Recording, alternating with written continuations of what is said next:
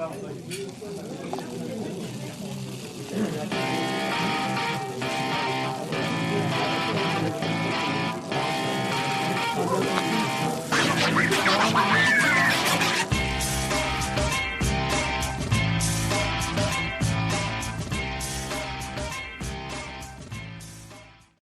les marques et les smarts, bienvenue sur Catch Up, le podcast qui transpire le catch. Ici, plusieurs fois par semaine, on analyse, on décortique, on critique ou on encense les shows de la WWE et qu'on sort les Monday Night Raw, les Friday Night SmackDown, les Premium Live Events, parfois même les autres fédérations. Et puis de temps en temps, dans ce bouillonnement d'actualité permanente, on s'arrête, on se pose, on fait un bilan.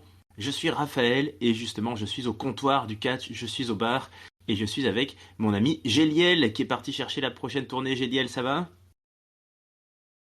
Ça y est, je reviens juste. Bah écoute, on a la tournée, donc tout va bien, tout va très bien. Très content d'être avec toi sur ce comptoir du catch, ce moment où on se pose un peu, comme tu le dis, et on parle catch bien entendu, mais sur un temps un peu différent. Et donc, je te laisse nous présenter le sujet du jour.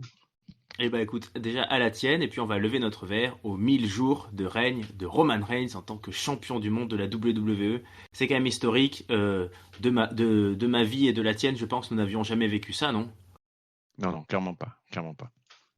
Ouais, voilà, 1000 jours, donc je vous laisse faire la division par 365, par 12, par ce que vous voulez, pour savoir combien de mois, de semaines, d'années Roman Reigns est champion du monde, avec en plus un règne qui s'est affûté au fil du temps avec une deuxième ceinture, et puis maintenant à l'heure où on vous parle, alors qu'il vient de fêter ses 1000 jours, il en a même 3 avec lui, c'est incroyable. C'est formidable. Et bien, j'avais envie de rendre un petit hommage aussi à tous ces hommes qui ont affronté Roman Reigns pour essayer de lui prendre son titre et qui n'ont pas réussi jusqu'à présent. Personne n'a réussi. Ils sont officiellement 18 à avoir affronté Roman Reigns de manière, on va dire, officielle et télévisée. Je n'ai pas compté les dark matchs et les house shows dans mon décompte. Mais comme je suis quand même un petit peu sévère et qu'on est là pour critiquer, pour encenser, eh bien je les ai classés. Du celui qui m'a le moins paru marquant à celui qui me paraît l'adversaire le plus vaillant, la rivalité la plus marquante, la feud la plus impressionnante. Eh bien Géliel, si tu le veux, j'ai mon petit bout de papier, je te laisse prendre ta bière et nous allons commenter tout ça ensemble. Et puis peuple de catch-up, n'hésitez pas à nous dire dans les commentaires si vous êtes d'accord avec ce classement. On y va ? Ouais, je suis prêt et en plus je pense qu'on va ça va nous rappeler des souvenirs, ça va nous ramener à des moments particuliers de ce règne et je pense qu'on saura également en parler un peu sur la durée. Donc je suis prêt, ma bière est posée, tout est frais, on y va, je suis avec toi. Tout est frais. Alors c'est pas facile, c'est pas facile de faire un classement et je pense que si je me reposais encore une heure de plus pour réfléchir, je changerais plein de trucs, mais à un moment il faut s'arrêter. En tout cas pour moi, les derniers, puisqu'on va commencer par la fin, sont assez indiscutables. Ils sont deux à égalité parce qu'on peut pas faire autrement. Ce sont tout simplement les tout premiers adversaires de Roman Reigns, ceux qu'il a battus pour récupérer cette ceinture. Bray Wyatt et Braun Strowman. Il faut revenir 3 ans en arrière, c'était un triple threat. Eh bien écoute, est-ce que tu as la mémoire ? Ce n'était pas à SummerSlam, puisque Roman Reigns était revenu à SummerSlam. Quel était le nom de ce pay-per-view ? À l'époque, on était dans le Thunderdome. Roman Reigns, il commence son règne, et ça c'est marrant, parce qu'en me refaisant les FUD, je me suis rappelé de ça. Il commence son règne, et il fait une bonne partie de son règne sans public, devant des visages pixelisés, devant des écrans télé. Eh bien, Bray Wyatt et Braun Strowman étaient en feud depuis des mois l'un contre l'autre. Roman Reigns s'est glissé là-dedans, il a pris la ceinture, il a fait un tombé, et puis il les a laissés tomber justement, puisque ni l'un ni l'autre n'auront de vrais feud et de matchs revanche. Donc je sais pas si tu partages ton avis, mais pour moi ça aura vraiment été des adversaires très peu marquants pour Roman Reigns. Un début de règne, finalement, une victoire en tout cas qui restera pas dans les mémoires. Non, d'autant que ça nous ramène à Payback 2020, cette histoire-là. Ouais, Payback. Et effectivement, on n'est pas encore sur toute cette histoire. On est juste sur une victoire de Roman Reigns. On n'imagine pas la fin de l'histoire à ce moment-là. Donc effectivement, c'est un match comme un autre, avec la particularité d'un triple threat. Rien de plus pour le moment. Donc je partage complètement ton classement.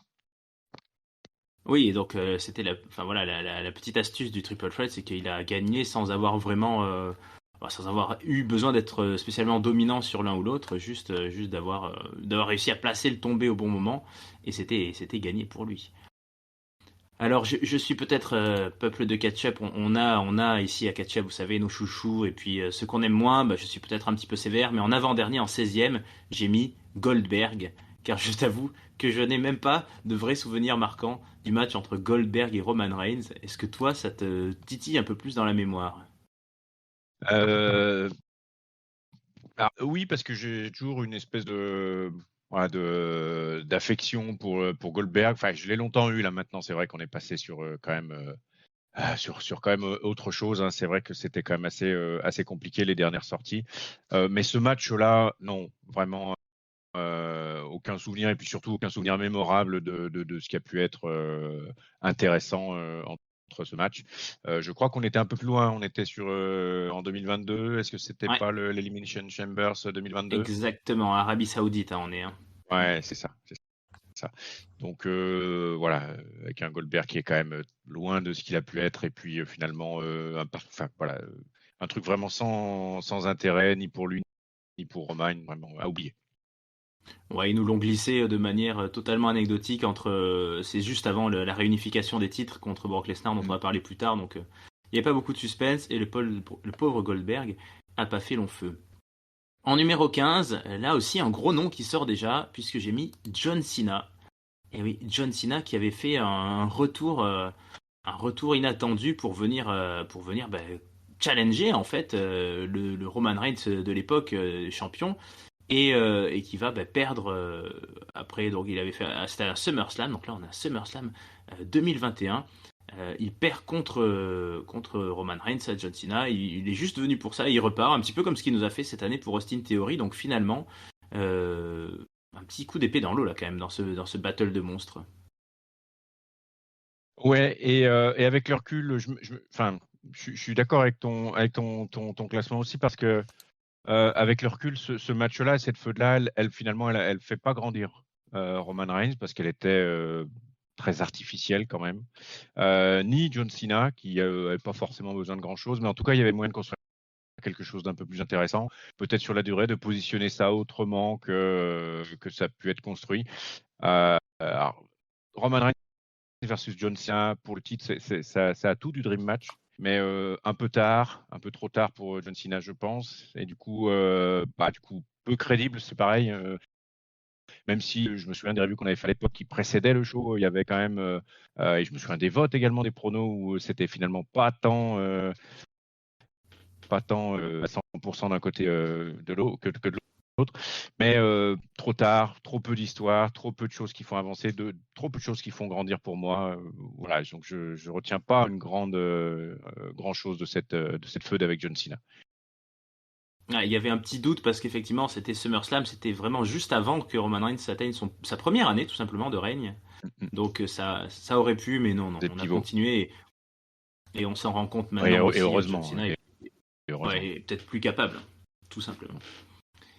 Alors en 14e, c'est chiffre maudit à la WWE, hein, il faut faire attention à ce chiffre-là, j'ai mis Rey Mysterio. Alors il n'y a pas eu grand-chose, et c'était pas dans des Premium Live Events, mais je l'ai mis juste parce que je me souviens que c'était une période de Thunderdome et qu'ils en avaient profité pour faire ce moment où Roman Reigns avait jeté Dominic, qui était encore alors l'allié de son papa, depuis l'extérieur, depuis le ring jusqu'à l'extérieur. Là, c'était visuellement assez impressionnant, puis ça avait donné, si ma mémoire est bonne, un Steel Cage match ou un Hell in a Cell contre Rey Hell in a Mysterio. Cell.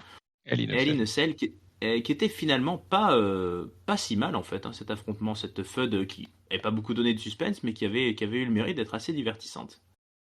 Hell in a Cell, 2021, effectivement. Hell Et in a Cell 2021. Ok. ouais, Mhm. enfin, sur un, comme tu l'as dit, hein, c'était en weekly. Ah oui. N'empêche que le match était bon, le match était très bon, et je vais dire contrairement à celui de John Cena ou même le match, je l'ai pas trouvé extraordinaire. Là, on a un Rey Mysterio dans un match en cage qui donne le change, et voilà, même si pareil. C'est d'ailleurs, enfin, rapidement, ça a été devenu aussi un gimmick, une impression pesante dans le règne de Roman Reigns, c'est l'incapacité finalement d'avoir des adversaires de valeur, mais c'est aussi ce qu'il a su écrire, ce qu'il a su nous raconter et pourquoi il arrive aujourd'hui à 1000 jours, hein, c'est tout simple. Mais donc là, ce match-là était vraiment beaucoup plus sympa. Et donc, Effectivement, sur la capacité à prendre le titre, on y était moins, mais avec du in-ring plus intéressant, je comprends que tu l'aies placé devant John Cena globalement, quoi. Donc je partage. Très bien. Pour le moment, on est d'accord. On va continuer notre petit numéro du loto. En numéro 13, ça aussi, c'est un numéro qui peut porter malheur ou bonheur. J'ai mis Finn Balor. Finn Balor qui n'a pas eu une grande rivalité contre Roman Reigns, mais qui aura eu ce match assez étonnant où il prend quasiment complètement le dessus, en fait, Finn Balor en mode démon, et où il ne doit sa défaite qu'à ce turnbuckle qui se casse la gueule. Alors une très très étonnante astuce de la WWE, quelque chose qu'ils nous ont jamais vraiment trop fait, qu'ils nous ont jamais vraiment refait, et un Finn Balor finalement qui n'utilisera jamais ça pour avoir un match revanche ou autre chose, hein, il est vite passé à la suite. Mais on avait peut-être eu quelques frissons, nous étions à Extreme Rules en 2021, donc on n'était pas très loin après cette période-là avec John Cena et autres.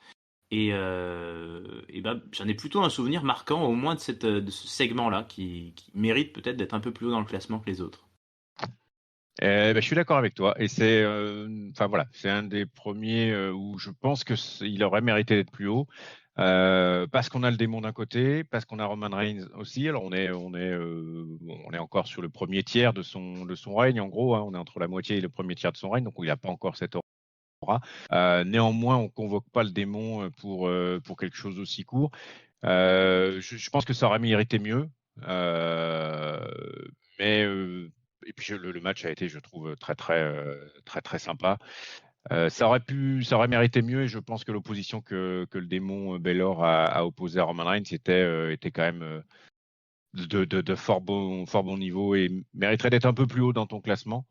Je me souviens hein, effectivement avec l'overbooking des Usos qui arrive à ce moment-là, mais le démon qui arrive à s'en sortir. Il y a vraiment eu un gros match. Et puis l'histoire aurait pu basculer. Enfin, moi je le souhaitais, je me souviens à l'époque, qu'elle bascule du côté de Baylor, qui n'a jamais eu forcément, à part un règne initial, pardon, beaucoup les faveurs de la WWE au niveau lecture. J'aurais aimé que ça bascule plus du côté du démon Finn Baylor, mais donc c'est pour ça que je l'aurais mis un petit peu plus haut par rapport à ton classement. Écoute, il y avait des gros noms aussi hein, dans ce classement, mais Finn Balor, en tout cas, ouais, aurait peut-être mérité plus. Et c'est vrai que c'est étonnant que par rapport à la partition qui a été donnée, il lui ait pas donné au moins une seconde chance. Mais on va dire que c'est un certain hommage à son mérite de lui avoir de l'avoir fait perdre finalement sans vraiment perdre, puisqu'il perd d'une façon. Alors, certains diront que c'est un peu ridicule, d'autres diront que c'est une façon de le préserver aussi, mais en tout cas, il n'aura pas vraiment été battu à la loyale par Roman Reigns. Bon, ils n'ont pas été très nombreux à avoir été battus à la loyale par Roman Reigns. Il y a souvent eu de l'overbooking, comme tu l'as rappelé, et les Usos qui étaient par là. En 12e, c'est vrai qu'il aurait pu peut-être figurer un peu plus bas que Finn Balor, mais je le laisse à cette position. J'ai mis Riddle, Matt Riddle, qui n'a pas eu grande opposition contre Roman Reigns, qui aura eu quelques élans de courage. Je me souviens d'un weekly là, en main event où, alors qu'ils sont en confrontation micro, il fout un énorme coup de genou à Roman Reigns qui tombe dans les bras de ses cousins derrière lui. Et puis bah, c'était la période RK Bro où ils étaient quand même au top. Euh, Randy Orton, d'ailleurs, on peut déjà spoiler, hein, n'est pas dans ce classement. Il s'est blessé malheureusement trop tôt, alors que c'était probablement dans les cartons hein, de faire une feud RK Bro contre la Bloodline et que Riddle allait être la première étape et Randy Orton la deuxième. Et rien que pour ça, pour cette ambiance qu'il y avait à l'époque et pour la popularité de Riddle, je l'ai mis un tout petit peu plus haut. Il aura été vaillant, mais lui aussi, il sera tombé face à Roman Reigns, face au Tribal Chief. Je te souviens un peu de cette époque-là. Là, nous étions je pense l'été 2022, il faudrait que je revoie, mais je pense que c'est ça. Oui, c'est dans ces eaux-là, exactement. Enfin, autant je suis d'accord avec toi dans l'idée, c'est-à-dire qu'un truc en deux niveaux, où on a d'abord le jeune, un peu l'inexpérimenté, puis finalement qui a peu d'accomplissement dans la WWE, Riddle qui va un peu ouvrir le chemin vers la tête de la table pour finalement un affrontement après de plus haute tenue avec Orton. Ça avait vraiment de la gueule. Ça avait vraiment de la gueule en mode un peu Apollo Creed versus Drago, etc., où on envoie d'abord le petit jeune ou le petit vieux, comme on veut, pour avant le gros combat. Ça avait de la gueule. Maintenant, très clairement, Riddle tout seul, pour moi, ça a pas, ça marche pas. C'est trop juste d'un point de vue environnement, d'un point de vue écriture, etc., etc. Donc le côté avorté, bah ok, du coup on prend. Maintenant, l'un sans l'autre, je trouve que ça marche moins bien. Du coup, moi je l'aurais mis quand même plus bas parce que ça n'a pas été un adversaire non plus extraordinaire pour Roman Reigns, ni dans l'histoire, ni dans le déroulé, même si c'est intéressant. Mais voilà, je l'aurais mis un peu plus bas pour ma part. Très bien. Alors, est-ce qu'on sera d'accord sur le numéro 11 ? En 11, j'ai mis quand même un catcheur qui est populaire ici à Ketchup. J'ai mis le Rated R Superstar Edge. Edge qui aura fait donc un retour gagnant après 11 ans d'absence justement pour gagner un Royal Rumble qui l'a emmené à un WrestleMania face à Roman Reigns. Le WrestleMania 37 en 2021. Sauf qu'entre-temps, il y a un autre petit gaillard dont on parlera plus tard qui a réussi à se glisser dans l'opération. Donc c'était un triple threat, peut-être un des meilleurs main events triple threat d'un WrestleMania. Je me souviens d'un très très gros match. Et ensuite nous avions eu un Money in the Bank en 2021 où il y avait encore un match contre Edge. Donc Edge n'a jamais réussi à battre Roman Reigns. Il était dans une belle période. Hein. C'était c'est son époque là où il utilisait les barres des chaises pour étrangler ses adversaires. Il y a eu de très beaux segments. Mais bon, pour moi, il est juste en dessous du top 10 parce qu'il y a eu quand même beaucoup d'autres grands adversaires. Edge, qu'est-ce que tu en penses ? Tu l'aurais mis plus haut ? Tu as mémoire forcément de ces moments-là. Oui, oui, oui. Et puis tu fais référence à ce match à WrestleMania avec Daniel Bryan, cette triple threat. Bien sûr. Ouais, j'ai mon petit cœur qui bat un peu pour Edge, donc j'ai été vraiment déçu quand j'ai vu l'ajout de Daniel Bryan. Ça s'écrivait pourtant assez facilement, donc y a rien à dire. Et puis ils ont délivré un truc assez dingue quoi, en termes de in-ring, donc rien à dire. Euh, je suis d'accord avec ton classement. Le retour de Edge, aussi bon fut-il, ne méritait pas forcément un retour au titre suprême. Voilà. Point. Ce qu'il a fait dans le job qu'il a pu faire, la création du Judgment Day derrière, etc., c'était très très bien. Il y a eu des matchs très sympas par ailleurs. Mais je suis d'accord avec toi. Dans les oppositions, et Dieu sait que j'ai déjà une bonne idée de ce qui peut arriver par la suite dans ton classement, il a été qu'un des éléments qui s'est mis en travers de la route, pas forcément beaucoup plus éligible à la victoire, au contraire, comme je te dis, que d'autres. Donc, il est bien positionné. On peut quand même lui accorder le mérite d'avoir fait des gros matchs sur cette période-là, d'avoir fait des oppositions, d'avoir une pop pas possible qui marchait vachement bien aussi à ce moment-là, suite à son retour au Royal Rumble. Donc voilà, il a contribué au règne de Roman Reigns, mais sans y être effectivement beaucoup plus haut que ce classement. Donc je suis en phase avec toi. Ouais, Edge peut-être un peu trop vieux pour avoir été mis à ce Ouais. niveau-là, mais bon, ça, comme tu dis, ça a marché auprès du public quand même. Mais j'étais pas un très grand fan du fait qu'il gagne en Royal Rumble. Voilà, après des années d'absence au nez et à la barbe de tous les petits méritants qui étaient là depuis Ouais, puis longtemps. Mais bon, en faisant l'Iron, je crois, non? Il a fait du premier au dernier sur ce retour, non? c'est celui-ci qui gagne. Oui, oui, tu as raison, je pense. Oui, Oui. oui, oui, c'est ça. Donc en Ouais, plus, exact. voilà. Et toute la différence aussi entre un match réussi ou enfin il y avait le triple threat, mais après il y a eu l'autre Money in the Bank, mais et puis la feud avec John Cena où on peut dire que ce sont deux vétérans quand même maintenant, part-timer, alors que bon, Edge est revenu un peu plus, mais on était quand même pas loin en termes d'âge. Où l'un, je trouve que c'est tombé très à plat. Et l'autre, c'est que, enfin, j'ai trouvé ça quand même beaucoup plus distrayant, sans dire d'y croire beaucoup plus, donc de mettre en danger le règne, mais au moins d'apporter quelque chose d'intéressant à l'histoire. Quoi. Ouais, bah, il aura quand même fait partie, je pense, des grands noms qui sont des beaux tableaux de chasse pour Roman Reigns et Ouais, ouais.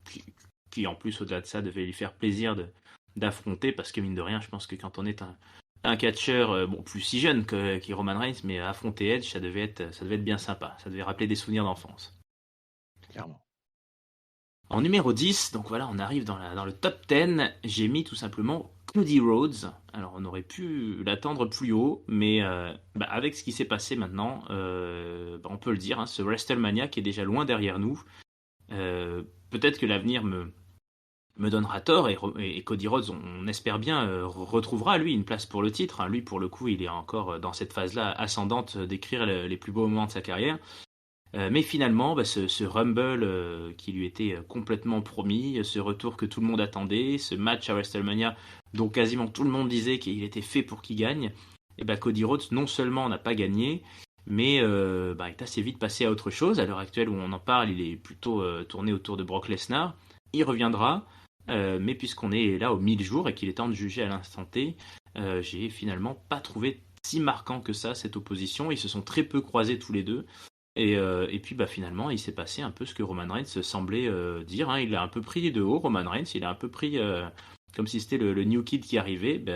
Cody Rhodes n'a pas réussi à passer la marche supérieure et Roman Reigns lui a roulé dessus et a gardé sa ceinture. Donc finalement, confrontation peut-être pas aussi forte qu'on l'attendait. Écoute, je suis pas d'accord avec toi.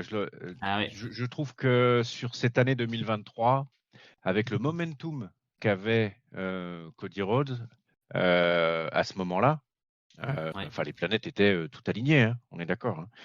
Décider finalement que ce serait pas lui qui allait gagner, c'est vraiment insister énormément sur la performance du règne pour moi, hein, de Roman Reigns.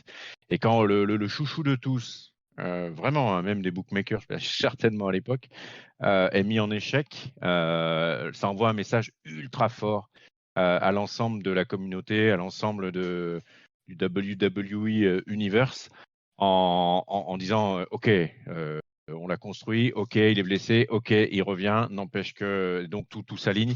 Et pourtant, là, il y a encore plus fort que ça, il y a encore plus fort que lui. Il y a Roman Reigns qui arrive sur ses 3 ans et ça passe pas. Et au contraire, en creux, je trouve que ça renforce vachement la puissance du règne de Roman Reigns parce que vraiment tout était écrit pour Cody Rhodes. Alors on en avait parlé lors des reviews en se disant finalement, il s'est blessé, il revient et on reprend le programme là où s'en était arrêté, à savoir qu'il devait gagner. Mais on ne saura jamais si effectivement fin 2022 ou enfin en 2022 avant la blessure, est-ce que ça allait être tout de suite ou alors qu'il y allait avoir cette marche trop haute ou pas. Et je trouve vraiment que là, le fait de dire il est revenu à 100%, tout le monde est derrière lui, il va gagner. Ce coup d'arrêt pour le faire repartir sur un autre programme après, bon, chose qu'on savait, enfin qu'on se doutait au moment, mais en tout cas, c'est vraiment mettre Roman Reigns très très très au-dessus de la mêlée. Et moi, je trouve que, je l'aurais mis beaucoup plus haut, peut-être dans le top 3 en termes d'impact sur l'histoire, au moins. Même si je suis d'accord qu'avec toi que ça a été assez court en termes de feu et pas forcément la plus intéressante ou la plus agréable à suivre. Je suis d'accord avec toi, mais en termes d'impact sur la puissance de la feu de Reigns, je l'aurais mis beaucoup plus haut. Oui, pour toi, en ne perdant pas ce soir-là, alors qu'effectivement le moment, le contexte, le lieu, tout semblait évident, c'est vraiment le mettre sur un panthéon où il sera vraiment très très difficile d'aller le chercher, quoi. Ouais, exactement, exactement. Eh bien, je le conçois. Je suis d'accord aussi avec toi. C'est vrai qu'il y a peut-être une étape en plus qui a été franchie quand même ce soir-là en se disant, bon, ok, il a fait 1 an, il a fait 2 ans, il a battu ci ou ça.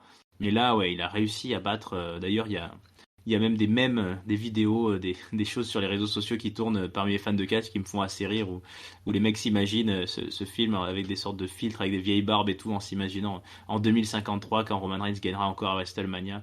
Ça donne d'autant plus un côté, je trouve, on ne sait pas jusqu'où ça va aller, quoi. Parce que si ça tombe Ouais, pas ça a là, fait basculer. J'ai ouais. l'impression que ça a fait basculer le truc vers un truc inarrêtable, quoi, en fait. Ouais, on verra. On verra si on sera là pour les 2000 jours et si on refera la review. Mais, mais bon, on invitera les prochains perdants. Alors, juste au-dessus de Cody Rhodes, c'est vrai que je l'ai mis peut-être un peu bas, le pauvre Cody. J'ai mis Logan Paul au-dessus de lui. J'ai mis Logan Paul au-dessus de lui parce que là, pour le coup, j'en ai la mémoire d'une feud où là, on est aussi passé dans une autre dimension avec l'ajout d'une méga star planétaire de YouTube et autres, hein, parce que il a réussi à emmener plein de trucs avec lui, je trouve, Logan Paul, et il fait plutôt bonne satisfaction à la WWE.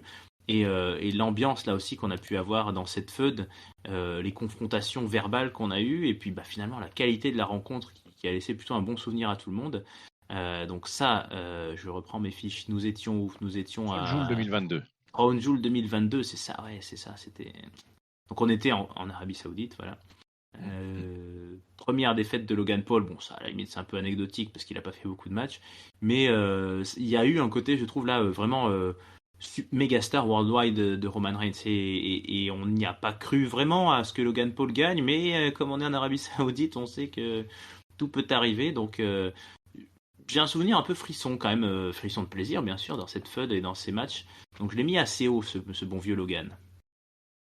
Écoute, je suis d'accord avec toi. Je suis d'accord avec toi.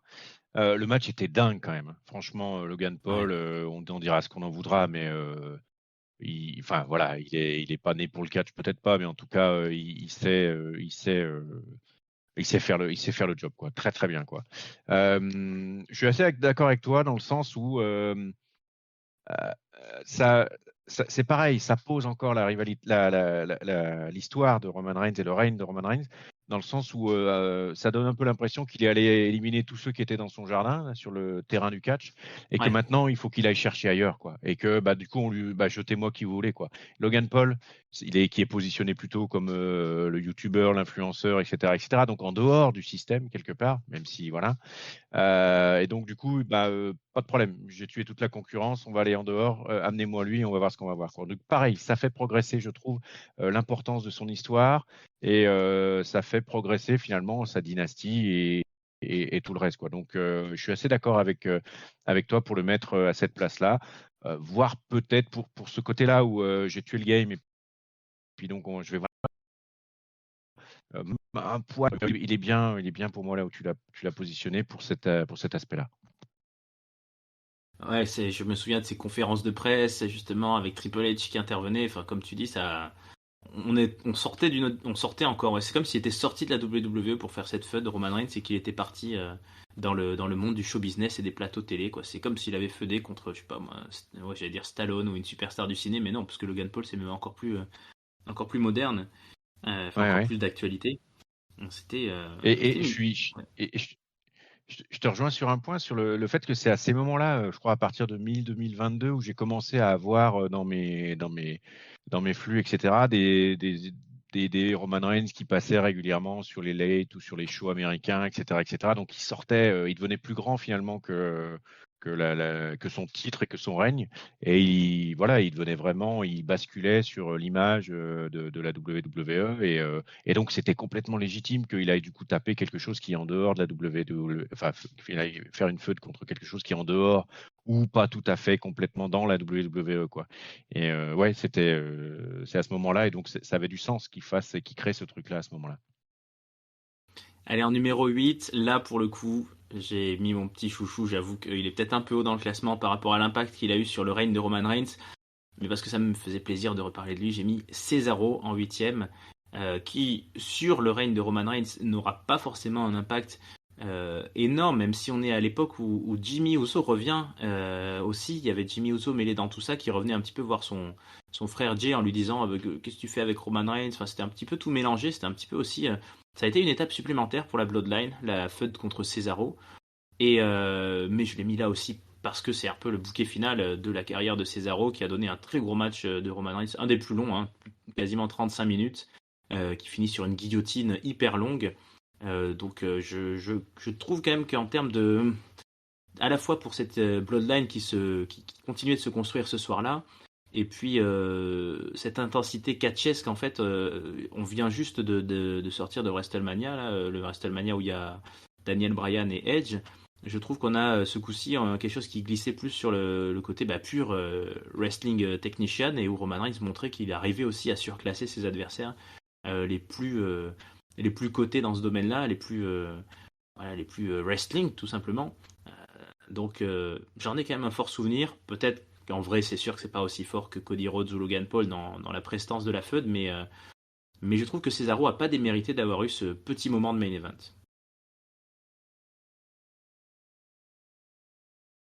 Pardon, micro coupé. Oui, je suis d'accord avec toi, mais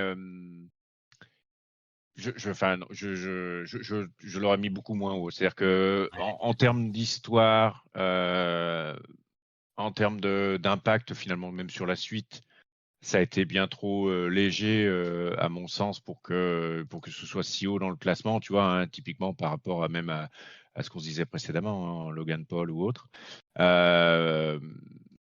Mais par contre, ça n'empêche pas que je suis hyper content pour Cesaro qui méritait vraiment ce push, même si, enfin, souvenons-nous aussi, il n'a pas été non plus super bien construit. Il y a eu certains éléments où on se disait qu'il débarquait un peu là par hasard, ou bref, c'était pas aussi légitime en termes de construction que d'autres oppositions.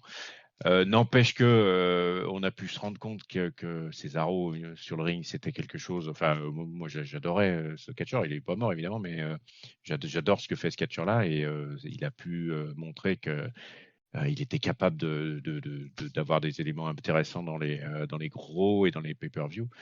Mais non, je l'aurais mis beaucoup plus bas par rapport à l'impact sur l'histoire, et même s'il y a ces premiers éléments un peu autour de la Bloodline comme tu les as cités, je l'aurais mis un peu plus bas. Et pourtant, je te dis, hein, comme Dieu sait que j'ai apprécié le push qu'il a pu avoir, parce que mérité, et puis pour la qualité du match qu'il a pu donner, quoi. Mais si on se recentre un peu sur l'histoire et sur le règne de Roman Reigns, je l'aurais mis plus bas en termes d'impact. Je comprends. C'était aussi un petit coup de cœur. En 7e, alors c'est assez particulier parce que j'ai mis quelqu'un qui finalement a eu très très peu d'impact sur le règne de Roman Reigns, et on va même en discuter, c'est même un peu étonnant, mais c'est pour la performance de la rencontre. C'est Seth Rollins, 7 pour Seth Rollins. Une toute petite feud, un tout petit match. Nous étions au Royal Rumble 2022. Et en fait, c'est quand même assez important puisque c'est la seule défaite de Roman Reigns officiellement.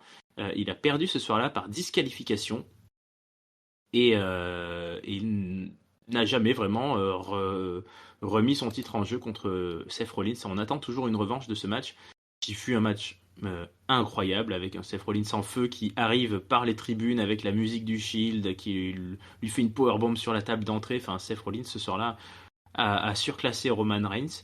Et en fait, Roman Reigns a réussi à conserver le titre. Donc quand même peut-être une construction intéressante sur le fait que même face à plus fort que lui, peut-être que Seth Rollins est plus fort que Roman Reigns en vrai, mais même face à plus fort que lui, Roman Reigns réussit à passer par un coup de vis. Mais on a quand même très très peu utilisé cette rivalité. Pareil, c'était un Royal Rumble. Ensuite, on a très vite enchaîné avec Brock Lesnar et un programme à WrestleMania. Donc elle est à la fois peut-être plus secondaire que d'autres dont on a parlé maintenant, mais un match, s'il avait fallu aussi juger les matchs dans ce classement, un des matchs qui était peut-être le plus impressionnant. Donc ça fait la 7e place pour moi. Je sais pas si tu vois ce que je veux dire dans tout ça, Géliel. Oui, je vois tout à fait, et je partage le côté sous-employé. Rappelons-nous, c'était le moment où Seth Rollins essayait de rentrer, et était d'ailleurs rentré complètement dans la tête de Roman Reigns avec cette fameuse intro, effectivement, avec le Shield, etc., etc. Il était machiavélique comme jamais. Seth Rollins, sur ce moment-là, il était excellentissime dans dans cet exercice, hein. Il y a pas à tortiller, hein. Rappelons-nous le moment pénible comme jamais où il avait été face. Là, c'était un calvaire absolu à chacune de ses petites apparitions. Non, énorme Seth Rollins. Tu fais bien de préciser aussi que seule défaite, même par DQ, de Roman Reigns. Si on se garde ça en tête quelque part, est-ce que on n'aurait pas des indices quelque part sur la suite, ou je sais pas. En tout cas, moi, ça me plairait énormément que ça revienne, et que avec une issue éventuellement identique, mais que cette fois, on voit l'architraître qui prendrait le dessus, quoi. Et ouais, elle est bien positionnée dans ton classement. Euh, Parce que l'impact sur l'histoire actuelle est pas forcément incroyable, même si on a eu un match et puis une préparation qui était vraiment super sympa. Mais peut-être parce que on a peut-être un artefact de ce qui pourrait se passer plus tard. En tout cas, j'adorerais, quoi. En tout cas, j'adorerais. Donc, je valide complètement la position avec toi. Ah bah tu as un client qui partage ton avis, et ça a été une de mes grosses déceptions. Alors l'histoire n'est pas finie, rien n'est jamais fini à la WWE, mais à la création, enfin à la réactivation de ce World Heavyweight Championship, qui était promis à Seth Rollins, qui fait un très beau champion actuellement, mais ce petit côté de me dire ça veut dire qu'on va pas y aller de suite, et Seth Rollins il va tenir la baraque à Raw pendant que Roman Reigns va la tenir à SmackDown. Bon, Ouais, de suite, je suis d'accord avec toi sur de suite, ouais. on verra. On verra, l'avenir nous le dira. En number 6, j'ai mis Daniel Bryan. Daniel Bryan qui aura fait une grosse session de printemps contre Roman Reigns. Donc là, on est en 2021. Euh, Mm. c'est la période là où donc Daniel Bryan il se glisse dans la feud pour WrestleMania, tout simplement. Avant ça, il a un match justement à Fastlane contre Daniel Bryan, avec un Edge qui est intervenu, euh, qui était arbitre, enfin qui était special guest enforcer. Enfin, il y a eu beaucoup de choses. Il y a eu Elimination Chamber, pardon, juste avant, un Elimination Chamber où Daniel Bryan devait gagner l'Elimination Chamber avant d'affronter Roman Reigns directement dans la foulée. Bon, ça n'avait pas trop fait de suspense évidemment. WrestleMania, donc le triple threat, et puis à la fin, un match de mémoire en weekly. Oui, c'était ça, un weekly à SmackDown, Ouais, où tout SmackDown, c'est ça. simplement, voilà, Roman Reigns dit à Daniel Bryan, si je te bats, tu dégages, je veux plus te voir. Daniel Bryan a perdu, il a dégagé, on l'a plus vu. Donc maintenant, il est du côté de la All Elite Wrestling, mais déjà dans le fait d'utiliser Roman Reigns pour finir le contrat de Daniel Bryan. Et puis toute cette rivalité qui, mine de rien, en relisant mes notes, elle a été assez longue, hein, tout ce printemps avec cette Elimination Chamber. Enfin, on nous rejouait un peu le Daniel Bryan qui veut attraper le main event et qui n'y arrive pas et qui passe par toutes les épreuves. Donc on a utilisé la Roman Reigns comme le bloc de granit qui allait lui fermer la porte. Et ça a été quand même important, je trouve, dans le règne de Roman, qui n'était alors qu'à 3-4 mois, allez, 6 mois de règne, et champion en septembre, et là on était en février de l'année suivante. Donc ça a marqué quand même, je trouve. Qu'est-ce que t'en penses? Et tu vois, en t'écoutant, effectivement, sur le coup, ça m'avait pas forcément marqué tant que ça. Euh, voilà, sur la construction et sur la réalisation. Positionner Roman Reigns comme sanction, ça pouvait en dire long déjà sur la suite du règne, ce que ça donnait, et puis finalement la position qu'allait prendre Roman Reigns dans la WWE, puisque s'il devenait agent exécuteur finalement de la WWE, alors tout étant évidemment scénarisé, mais ça lui donnait une position de force incroyable, puisque c'est lui qui avait le droit de décider finalement sur la poursuite ou non des contrats avec certains catcheurs, en tout cas sur la carrière, comme il disait. C'était assez fondateur, je suis d'accord avec toi. C'est finalement assez fondateur ce truc-là. Et je te remercie de l'avoir remis devant parce que je pense pas y avoir été trop sensible au moment où ça s'est passé, mais ouais, je valide l'analyse que tu fais là-dessus, quoi. C'était plus fondateur que ce que j'avais pu le voir à l'époque. C'est une des feux par rapport à tous ces gens qu'on a cités jusqu'à présent, dont beaucoup n'ont eu qu'un seul shot, hein, que ce soit Logan Paul, Cesaro, Seth Rollins, Cody Rhodes à l'heure actuelle. Voilà, il y a eu vraiment une vraie rivalité avec un Daniel Bryan qui tente par tous les moyens dans cette période hivernale, fin d'hiver 2021, et qui n'y arrive pas et qui va même jusqu'à voilà, sacrifier sa carrière. Donc pour moi, c'était un moment assez marquant, ouais, assez impressionnant de donner à Ouais, Roman Reigns tu as ce raison. statut-là. Ouais. Et en 5, puisqu'on entre dans le top 5, encore un Ah, match fondateur. En 5, j'ai mis celui pour lequel j'y ai cru le plus, je pense. Celui pour lequel j'étais vraiment persuadé qu'on allait vers quelque chose. Celui qui s'est retrouvé juste à 2 ans de règne de Roman Reigns. C'est l'Écossais, c'est le bel homme. C'est Drew McIntyre.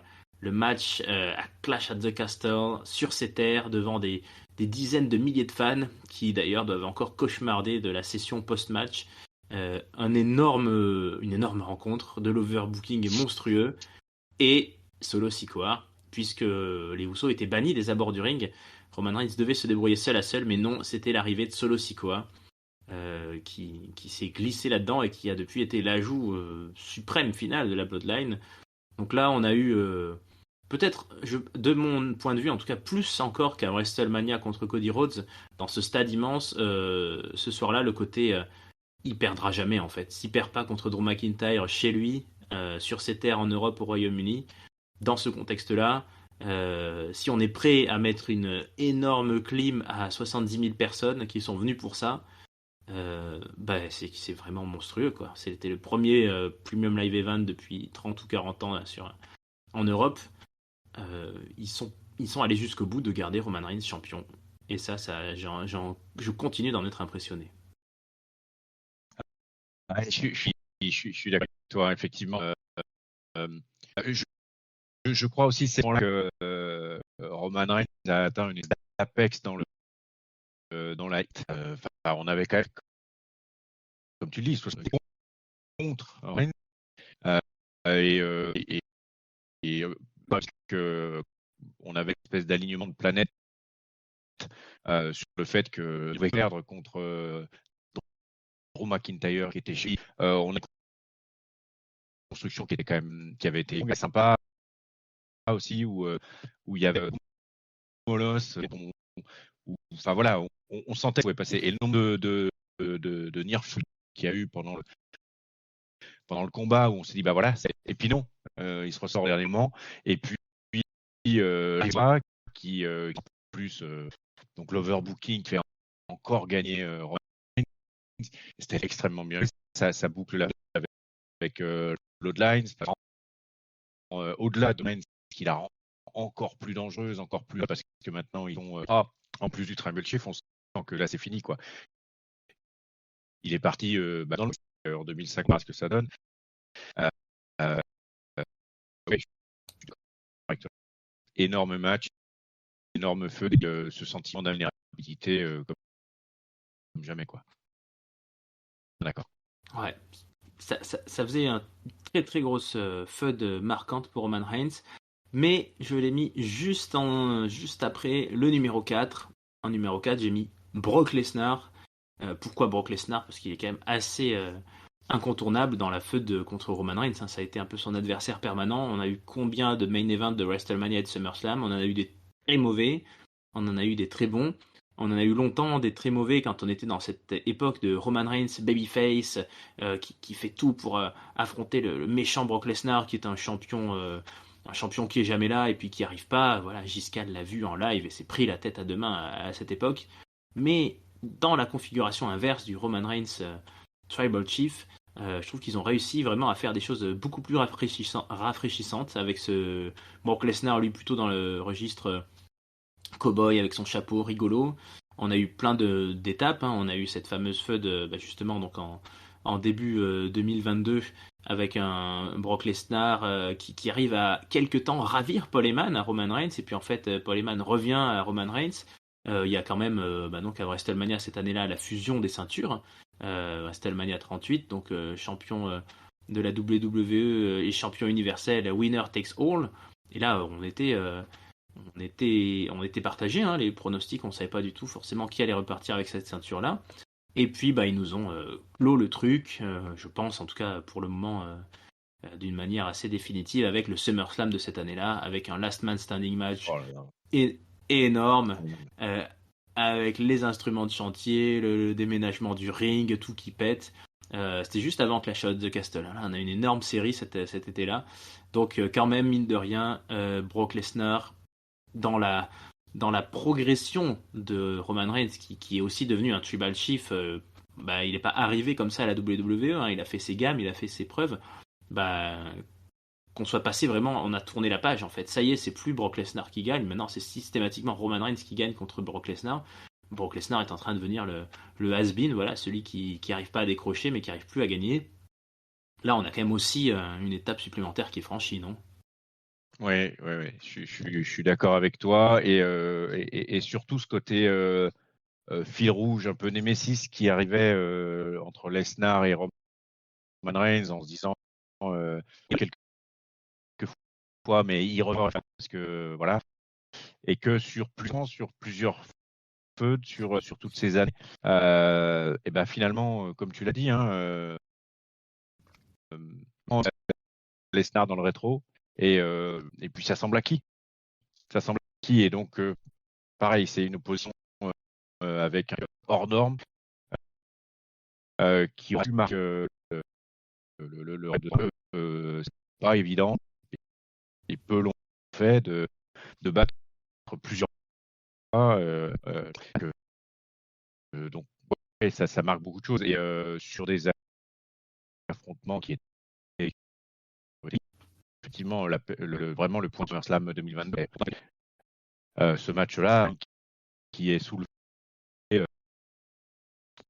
par le tractopelle, une fois avec l'overbooking de la Bloodline, hein.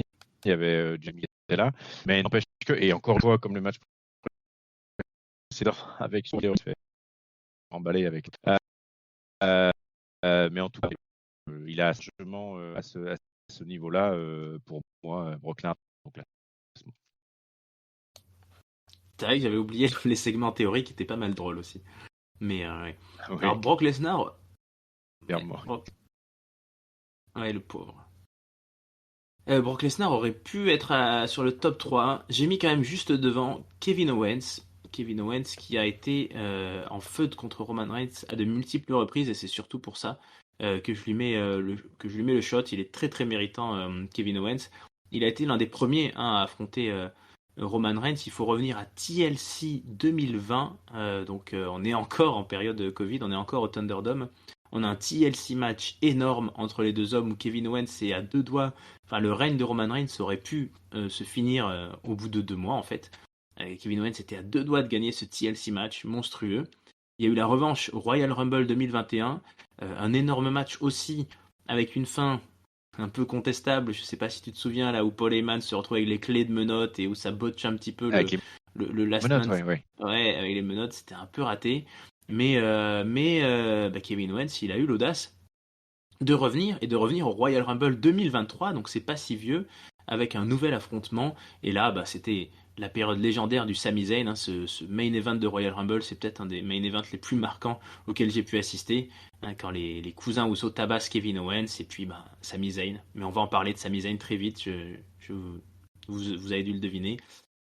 Donc Kevin Owens, on peut parler de Brock Lesnar comme l'un des plus grands rivaux de Roman Reigns, mais je trouve que Kevin Owens est même presque au-dessus dans cet affrontement, parce qu'il y aura toujours avec Brock Lesnar cette différence un peu d'âge et d'époque qui fait que Brock Lesnar était le champion du passé, alors que Kevin Owens, bah, c'est un petit peu le pouli d'or de Roman Reigns, quoi. C'est son rival qui arrive jamais à le battre, mais qui aura vraiment réussi à lui faire baver. Et à travers les années, et ils sont très peu, je pense même que c'est le seul, hein, dans notre classement de rivaux de Roman Reigns qui a réussi à se replacer dans la course 2 ans après sa première défaite. Ouais, je comprends les arguments que tu as.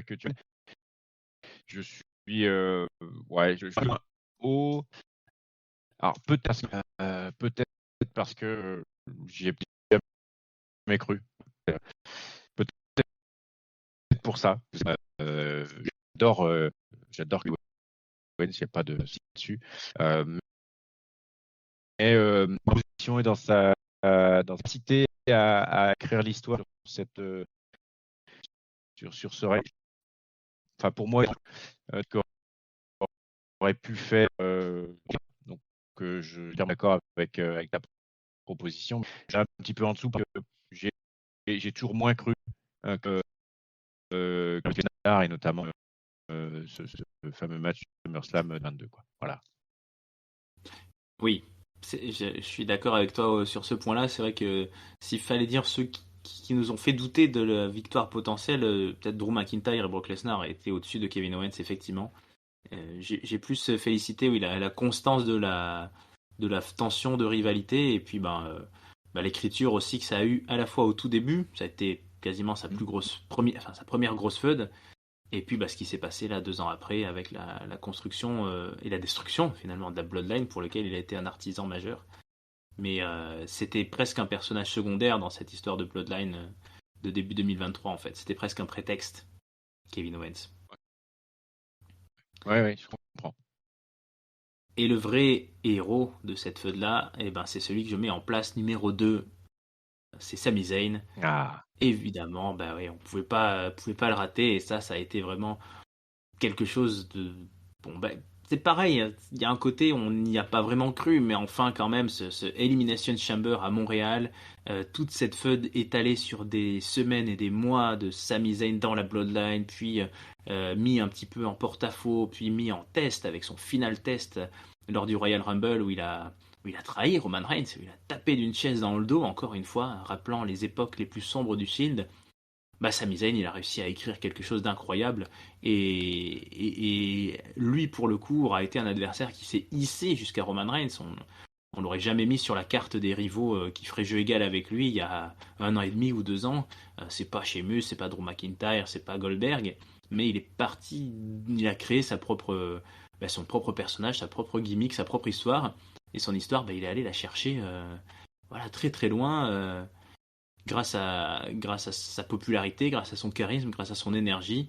Et je pense que cette soirée-là à Montréal, peut-être pas aussi intense que Clash at the Castle, parce qu'on avait peut-être moins d'espoir pour Sami Zayn, mais quand même, là, on a vraiment définitivement mis Roman Reigns comme le tueur de tout espoir, quoi. Le tueur de tous les gentils. Ouais, je suis d'accord avec toi. Et ça se positionne euh, même plus forcément que le ring.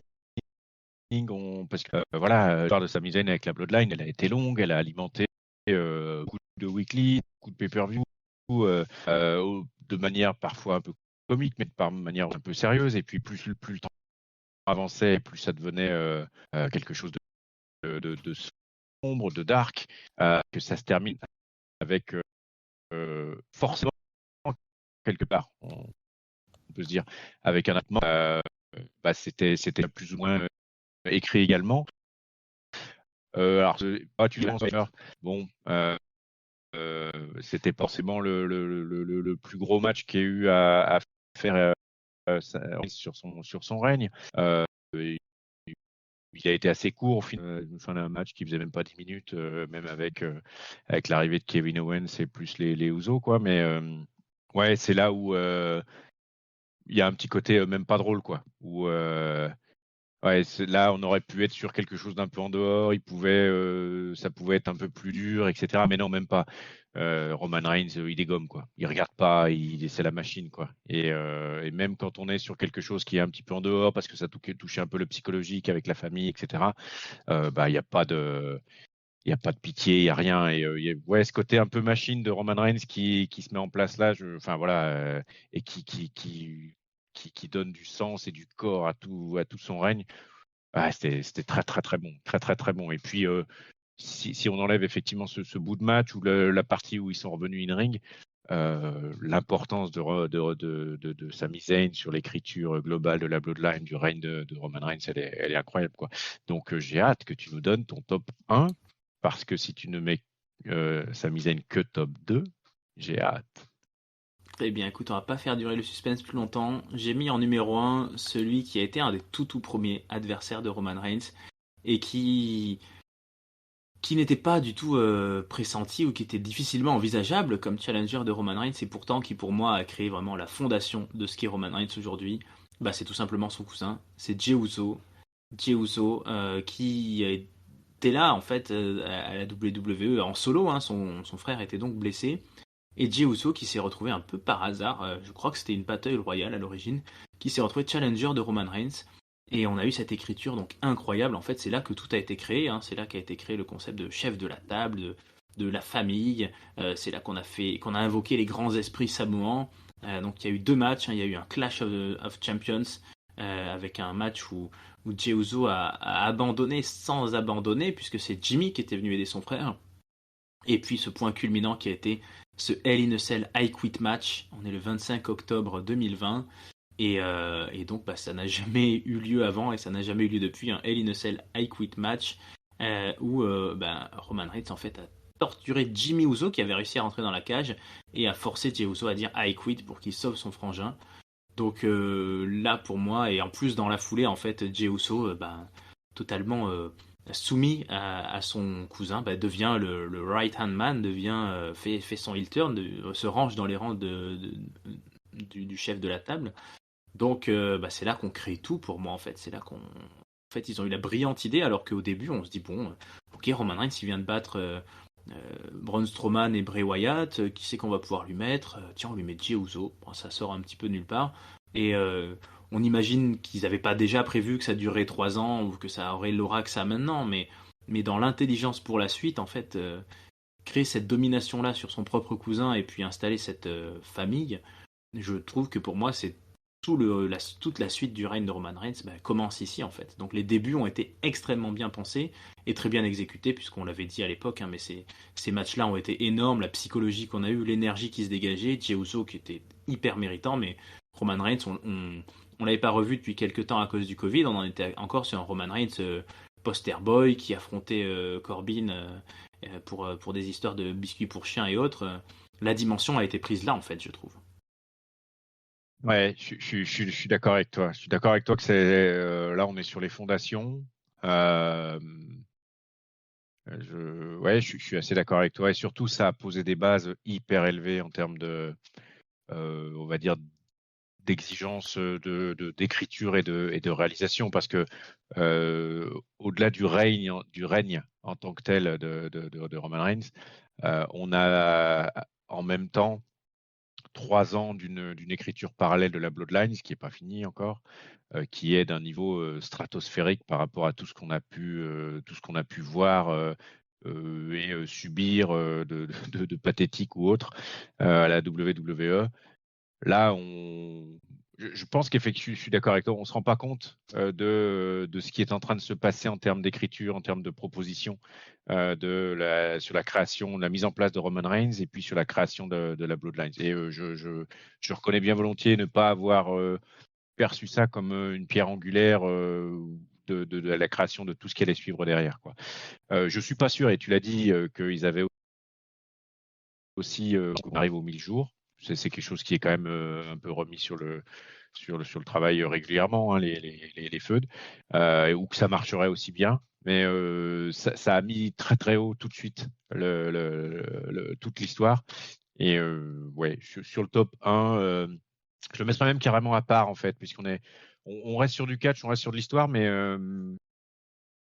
c'est les prémices, quoi. Donc, c'est même un peu avant le règne de Roman. Donc, mettre un petit peu à part, mais ton choix est hyper pertinent dans l'écriture globale de ce qui va découdre, quoi. Donc, ouais, j'y pensais pas forcément, mais je te rejoins sur ce truc-là, quoi.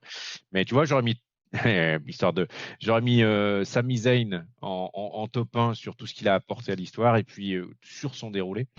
Et puis quelque part, un élément fondateur comme étant ce truc-là avec le positionnement des frères Ouzo, qui n'étaient autres que les frères Ouzo, les cousins de Roman Reigns, et qui ont, en perdant les deux, en ayant ces deux matchs dingues, se sont rangés derrière et ont finalement commencé à construire ce qu'allait être la Bloodline derrière, quoi. Donc voilà, pour pas te donner complètement raison, je dis que tu as raison, mais je l'aurais mis ailleurs. Mais en tout cas, c'est effectivement quelque chose d'assez remarquable et pour positionner tout ce qui allait suivre derrière, je trouve. Bah, c'était pas encore la Bloodline, mais c'était déjà le règne de Roman Reigns, hein, clairement. Donc c'était, Ouais, pour c'est moi, ça. ouais, c'est ce que j'ai décrit, mais c'est ce qui a été le début. Et effectivement, un angle, voilà, c'est pas parti de rien, c'est-à-dire on n'a pas commencé par une feud contre Finn Balor ou Rey Mysterio, puis on a avancé petit à petit. On a eu direct un choix très très fort qui était vraiment hors du commun, puisque lui-même, Jey Uso, n'avait jamais eu de match en main event comme ça avant, n'avait jamais eu de title shot en solo. Donc on l'a pas senti, moi non plus, hein, je suis comme toi, on devinait pas que c'était quelque chose qui allait nous expliquer ce qui allait se passer pendant 3 ans, mais, euh, mais c'est vraiment les racines de Roman Reigns et son personnage qu'il a actuellement.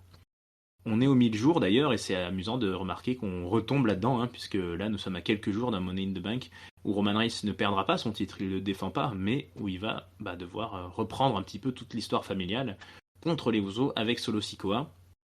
Probablement que sa prochaine défense de titre aura lieu à SummerSlam, ou plus tard, on ne sait pas contre qui. Et Donc s'il n'y en avait voilà. pas? Et s'il n'y en avait pas? Et s'il n'y en avait pas? Le Mais classement, en tout non, cas, ouais. l'histoire Ouais. d'une autre Ah, manière. ok. Tout est envisageable sur cette histoire. On est sur les 1000 jours, on arrive sur quelque chose qui boucle au niveau de la famille. On pourrait voir quelque chose d'encore plus étonnant avec un Roman Reigns qui se retire à la façon d'un Michael Jordan au sommet de son art en disant bah voilà, j'ai tout tué, je laisse le truc vacant et puis je me retire là-dessus. Ça pourrait être aussi quelque chose de ce style-là. Ah bah écoute, j'allais Pourquoi pas? justement ouvrir les perspectives en te disant, avec cette liste-là de 18 catcheurs, enfin 19 même, non pardon, 18 battus, officiellement à la télé. Alors j'aurais pu en rajouter deux.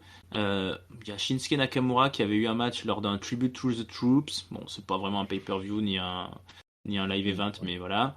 Et puis il y a Big E qui avait perdu lors d'un match champion contre champion lors d'un Survivor Series. Donc ça fait quand même des grands noms. Il y en a eu d'autres lors de certains house shows. Euh, bah oui, qu'est-ce qui fera tomber Roman Reigns? On est à 1000 jours, est-ce qu'on va aller à 2000, à 2500, à 3000? On ne sait pas. On n'arrête pas de dire que ça sent un petit peu la fin et en même temps, il y a rien qui laisse présager que ça s'arrêtera, même si Roman est moins présent, même si Roman est moins là. Mais bon, on a réussi à pallier à ça à la WWE, on a ressorti notre ceinture. Donc le champion, il y en a un, il y a un Seth Rollins, il va se battre, il y a des AJ Styles, il y a des Finn Balor qui cherchent tout ça. Donc en fait, il pourrait rester assez longtemps dans cette place. Et est-ce que le tombeur de Roman Reigns, s'il existe, parce que c'est vrai qu'il peut toujours partir sans avoir perdu, est-ce qu'il est dans cette liste de 18 noms là? Est-ce qu'il y a quelqu'un d'autre qui arrive? Ça paraît difficile aujourd'hui d'imaginer qui peut affronter Roman Reigns. Est-ce que déjà toi dans cette liste t'aurais aimé voir, c'est un peu comme la streak de l'Undertaker, est-ce que t'aurais aimé voir certains catcheurs? Moi j'avoue, j'ouvre les hostilités, j'aurais bien aimé quelque part qu'on nous case une petite feud avec Sheamus, mais il n'y a pas eu. Est-ce que t'as des regrets toi? Est-ce que t'aurais bien aimé voir un mec ou deux là-dedans? En plus ou dans les 18? Ah ben on va dire dans les bon, alors Ouais. soit dans les feux soit dans les feux à venir qui nous restent. En tout cas oui, il y a deux questions. En gros, est-ce que tu aimerais voir encore quel gars t'aimerais voir feuder contre Roman Reigns et puis pourquoi pas lequel d'après toi pourrait le battre, mais c'est plus facile de voir des mecs feuder contre lui que de voir des mecs le battre, je trouve. Oui. C'est trop tard, mais je pense que j'aurais aimé voir Randy Orton s'opposer dans Oui, ce bien qui avait sûr. commencé à être construit là avec Matt Riddle. Je pense qu'il y avait quelque chose d'intéressant à faire.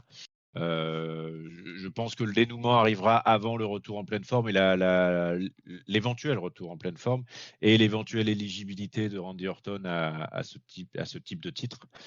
Donc je l'enlève un peu à regret. Non, je vois vraiment pas là. Au moment où on se parle avec les 1000 jours, avec finalement l'opposition qui revient quand il a fait le tour de tout dans la WWE, puis en dehors de la WWE. Je me dis ou je me prends à espérer que finalement le pire adversaire de Roman Reigns c'est lui-même et que du coup soit lassé, soit dans une espèce d'ivresse ou d'aveuglement de sa victoire, il en viendrait à faire l'erreur, le truc qui le ferait perdre. Et donc, du coup, finalement, l'adversaire aurait assez peu d'importance au final, puisque ce serait Roman Reigns qui perdrait, en fait, et ce serait personne qui gagnerait et ou qui le battrait. Ah, je pars un peu loin, hein, mais ouais, ça fait partie des trucs que voilà, j'aimerais bien voir finir comme ça parce que on sait qu'il a des velléités d'un peu moins. Et en même temps, le faire perdre à la loyale comme n'importe qui, après un règne pareil, après tout ce qu'il a construit, montré, il y aurait quasiment un sentiment d'injustice pour moi. Et si on veut que ça se sanctuarise un petit peu, ce qu'il a fait, tout ce qu'il a amené, ben, il faut que la sortie elle soit aussi un peu différente de ce qu'on avait l'habitude de voir, quoi. Et donc je l'ai pas en tête. Voilà, le seul truc que j'ai en tête, ce serait un truc où il irait quasiment provoquer sa défaite pour sortir de tout ça. Mais voilà, j'aimerais quelque chose d'un peu différent. C'est pour ça que je réponds pas directement à ta question par une réponse. Je m'excuse. Mais en tout cas, voilà, j'aimerais quelque chose d'autre pour marquer la fin et ou de la Bloodlines et en tout cas du règne de Roman Reigns au sein de la WWE. Oui, je comprends ce que tu dis, ça sonne très juste. Effectivement, c'est tellement énorme ce qu'il a fait qu'on n'imagine pas. Bah voilà, il y en a eu 18, il y en a eu 19, et puis tout d'un coup, le 20e, on ne sait pas pourquoi, lui, il réussira à placer son pinfall, alors que Roman Reigns a résisté à des Claymore Kicks, à des Spears, à des F5, enfin, à tout ce que tu veux. Tout d'un coup, qu'est-ce qui arriverait à le tuer vraiment? Il faut une grosse sortie. Alors, soit on utilise Roman Reigns, comme ça a été le cas pour Brock Lesnar, comme une étape pour quelqu'un. Peut-être que Cody Rhodes aura sa revanche dans 6 mois, dans un an. Peut-être que Drew McIntyre reviendra. Il est actuellement plutôt blessé. Mais c'est vrai que dans tout ça, on aimerait une histoire un petit peu différente. Alors moi, je reste toujours dans la tête avec cette espèce de storyline que j'ai inventée depuis des années du gars qui serait tellement dominant, et ça collerait bien à Roman Reigns, mais qu'un jour, en fait, ils viendraient tous lui casser la gueule en même temps, quoi. On verrait tout le monde arriver, là, les Sami Zayn, les Kevin Owens, les Cody Rhodes, les Seth Rollins, tout le monde le passe à tabac, et puis bah il y a un petit malin qui cachine, ou il y a quelqu'un qui en profite, mais que ça soit un peu, comme tu dis, et bah en fait, Roman Reigns lui-même qui se sera tellement mis tout le monde à dos que tout le monde le fait tomber et que bah, c'est la révolution, quoi. On le porte à la guillotine, tout le monde l'attrape et puis le tabasse et puis le laisse tomber tout seul et puis ensuite il nous dirait bah, qu'il a préféré quitter. C'est difficile dans le monde du catch de ne pas partir sur une défaite quand même pour au moins préparer l'avenir, hein, ils l'ont tous fait.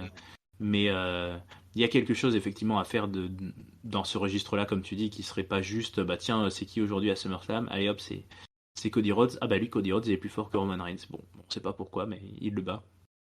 Mais tout est possible, c'est ça qui est beau dans le catch. Clairement, clairement. Bien.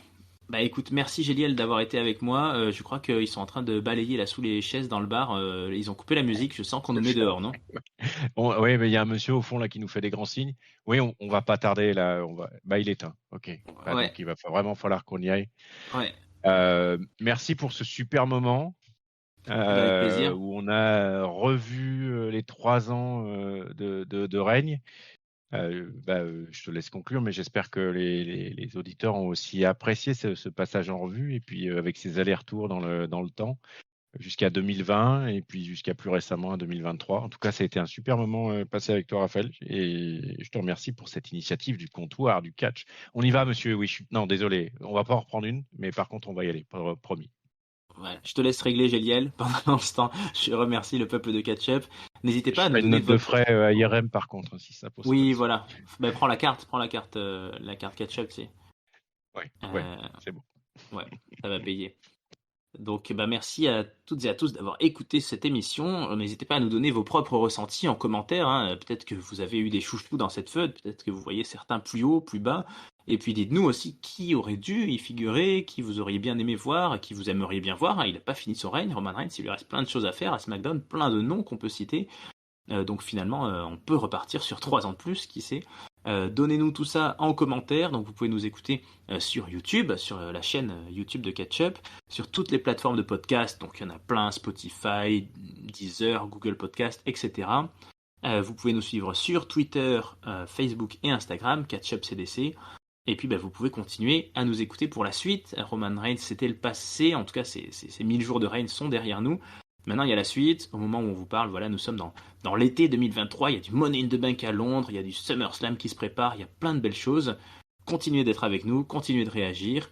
Merci Géliel pour ta participation. Et à très bientôt pour de nouvelles aventures pleines de catch. Ciao, ciao.